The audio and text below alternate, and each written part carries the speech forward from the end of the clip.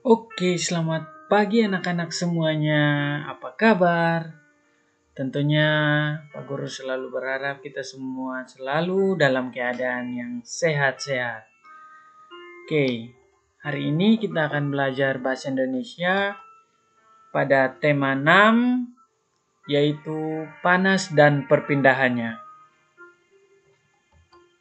Nah, kita tujuan pembelajaran hari ini yang pertama yaitu mengetahui pengertian tentang teks eksplanasi serta menjelaskan cara-cara untuk memahami teks eksplanasi. Yang kedua, mengetahui dan memahami tentang struktur teks eksplanasi. Ketiga, menemukan informasi penting dalam teks eksplanasi. Keempat, menuliskan kembali informasi dari teks eksplanasi. Dan yang terakhir, atau kelima, membuat ringkasan dan kesimpulan dari teks. Selanjutnya, sesuai dengan tujuan kita yang pertama, kita akan belajar tentang pengertian teks eksplanasi dan cara memahaminya. Nah, teks eksplanasi adalah teks yang berisi penjelasan tentang suatu hal. Hal yang dipaparkan dalam teks eksplanasi yaitu berupa fakta atau kejadian yang sebenarnya. Nah, isi dari teks eksplanasi harus disampaikan secara detail dan sesuai dengan tahapan-tahapannya. Cara-cara untuk memahami teks eksplanasi adalah yang pertama, menentukan kata-kata kunci. Jadi, kata-kata kunci adalah kata-kata yang penting dan sering muncul di teks. Biasanya terdapat dalam judul dan isi teks. Yang kedua, menjawab pertanyaan-pertanyaan yang berkaitan dengan teks tersebut. Nah, ini adalah contoh teks eksplanasi yang berjudul proses terjadinya hujan. Nah, kalian bisa baca sendiri. Kemudian yang kedua yaitu struktur teks eksplanasi. Jadi struktur ini untuk teks eksplanasi ini dibagi atas pernyataan umum yang berisi hal-hal yang bersifat umum atau informasi yang telah banyak diketahui orang. Yang kedua adalah deretan penjelas yang berisi informasi tambahan atau pendukung dari pernyataan umum tadi. Dan yang ketiga adalah kesimpulan, yaitu intisari atau dapat juga berupa tanggapan atas pernyataan umum dan deretan penjelas yang ada di dalam. Nah, ini adalah contoh teks eksplanatif yang sudah dibagi berdasarkan strukturnya.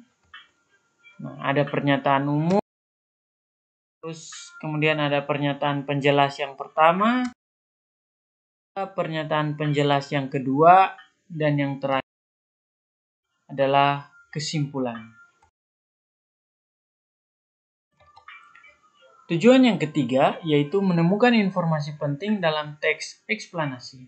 Nah, cara untuk menemukan informasi penting dalam teks eksplanasi yaitu yang pertama, bacalah teks dengan saksama. Yang kedua, pahami informasi atau pernyataan umum terlebih dahulu. Yang ketiga, pahami informasi penjelas atau pendukung. Keempat, pahami kesimpulan yang ada di bagian akhir. Dan yang kelima, tulis ulang informasi yang sudah ditentukan. Nah, ini adalah contoh teks eksplanasi yang berjudul Fenomena Budaya Kesenian Ebek. Nah, kalian boleh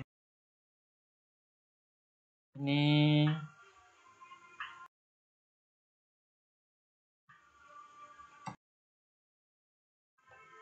Oke, tujuan keempat yaitu menulis kembali informasi dari teks eksplanasi.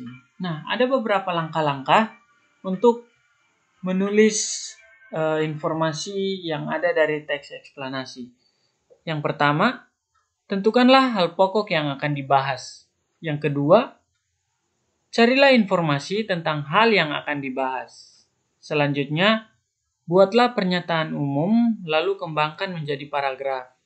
Keempat, berikan informasi tambahan atau deret penjelas tentang pernyataan umum yang sudah disampaikan di paragraf sebelumnya.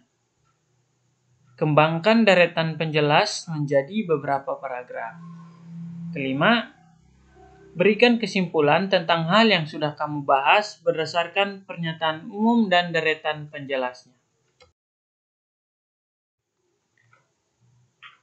Nah, dari teks eksplanasi tadi yang berjudul Fenomena Budaya Kesenian Ebek, ada beberapa informasi yang bisa kita peroleh. Nah, ada 1-5, kalian bisa baca sendiri.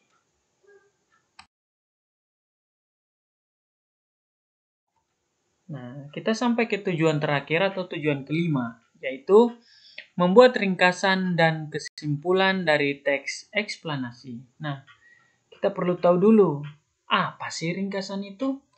Ringkasan adalah tampilan dari suatu bacaan atau cerita yang disajikan secara singkat. Ada beberapa hal yang perlu diperhatikan dalam membuat ringkasan.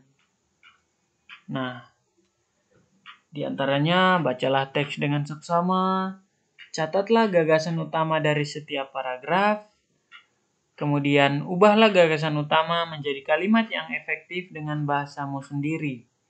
Lalu, rangkailah kalimat-kalimat tersebut menjadi kalimat yang padu dan mudah dipahami.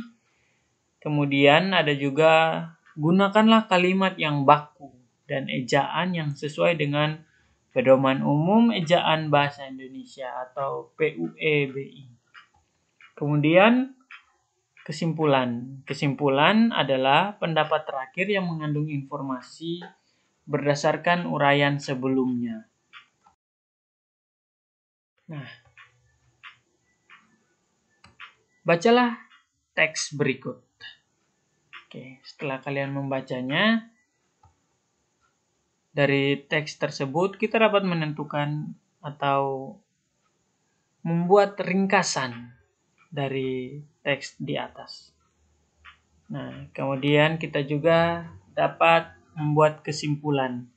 Nah, tentu saja ringkasan dan kesimpulan dari tiap-tiap orang pasti berbeda. Ini hanya contoh saja.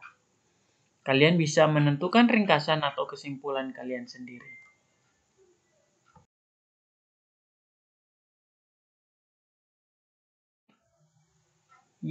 Kita sampai di slide yang terakhir, yaitu latihan di rumah. Nah, untuk latihan di rumah, carilah sebuah teks eksplanasi dari buku atau dari media sosial atau media elektronik lainnya. Jadi kalian bisa mencari contoh teks eksplanasi yang pasti harus sesuai dengan fakta. Kemudian ada juga strukturnya. Ada strukturnya. Dan yang pertama yang harus kalian lakukan sebagai latihan adalah yang pertama, tentukanlah kata-kata kuncinya.